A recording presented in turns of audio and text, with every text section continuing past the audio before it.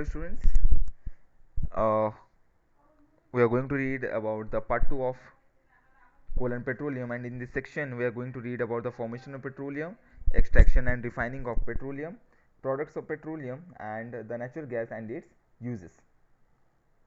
So let's start. First one is formation of petroleum. So first let us know what is petroleum. Okay, so petroleum is also known as crude oil, and it is generally found under the seabed. It is a dark color, viscous, foul-smelling, and flammable liquid consisting of a complex mixture of hydrocarbon mixed with oxygen, sulfur, nitrogen, and other elements in varying proportions. So, how petroleum is formed? It is believed that petroleum was formed by the decaying of sea organisms that lived millions of years ago. When these organisms died, their bodies sank to the bottom. Okay, and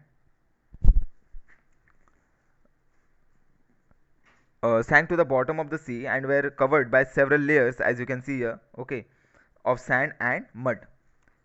These sea organisms decomposed gradually, and the effect of heat, pressure, and the action of anaerobic bacteria ultimately lead to the formation of petroleum and natural gas. And so here you can see, over the time, the petroleum has been deposited under the sediments of sand and mud. Next is the extraction of petroleum. Underground petroleum is found trapped between two layers of non-porous rocks, usually under the sea. In Latin word, petro means rock and oleum means oil. So petroleum means rock oil. It is extracted by drilling holes. As you can see here, the holes has been drilled. Okay. So it is extracted by drilling holes through the rocks, and these holes are called oil wells. The depth of these oil wells is about 6 miles into the earth. Petroleum is pumped out of the wells by using special machines installed by the oil companies. Okay. Next is refining of petroleum. Since petroleum is a mixture of solid, liquid, and gaseous hydrocarbons with traces of salt, rock, particles, and water, so it cannot be used in the crude form. The process of separating different constituents of petroleum is called refining. This process is done by fractional distillation. Products such as petroleum gas, petrol, diesel, kerosene, lubricating oil, and paraffin wax are separated on the basis of their boiling or melting points.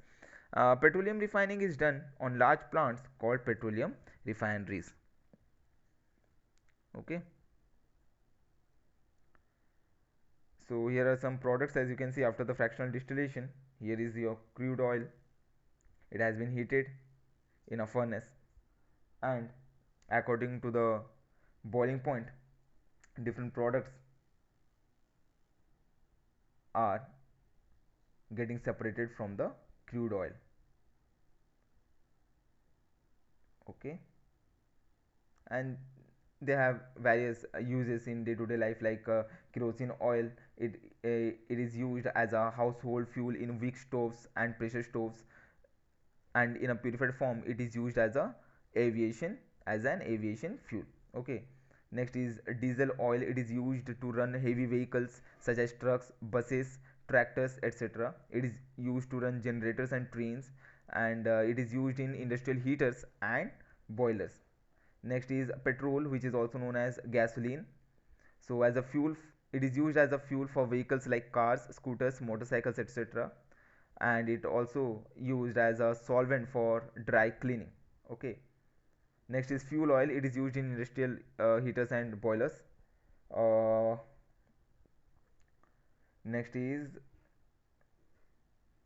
your paraffin wax, lubricating oil, as you can see here. Okay. Lubricating oil is used in lubricating the moving parts of machines. Paraffin wax is used for making candles, shoe polish, vaseline, and also used as a grease. Okay. So now is your natural gas. Natural gas is also a fossil fuel. Usually this gas occurs above the surface of petroleum deposits deep beneath the earth, but sometimes it can also be found at places where there are no petroleum deposits at all. Okay, the crude form of natural gas is a mixture of different gases. The main component of natural gas is methane, which is inflammable and is used as a fuel. India has vast reserves of natural gas in Assam, Tripura, Rajasthan, Maharashtra, etc. It is said that natural gas was formed by the decomposition of petroleum and coal deposit by the action of the anaerobic bacteria. Natural gas burns readily in the presence of air to liberate a large amount of heat, and this makes it an excellent fuel for domestic and industrial use. It burns without smoke and does not leave any ash behind. It is usually stored under high pressure as compressed natural gas, which is also known as CNG. Okay. It is used as a cooking fuel in homes and commercially in factories. Natural gas is a source of hydrogen gas which is used in manufacturing of fertilizers and such as urea.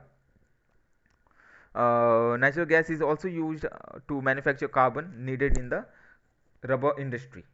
Okay, and as it is a cleaner and less polluting fuel than petrol or diesel, hence it is used in power generation and as automobile fuel. So this is all about your coal and petroleum chapter. Hope you understood. Thank you.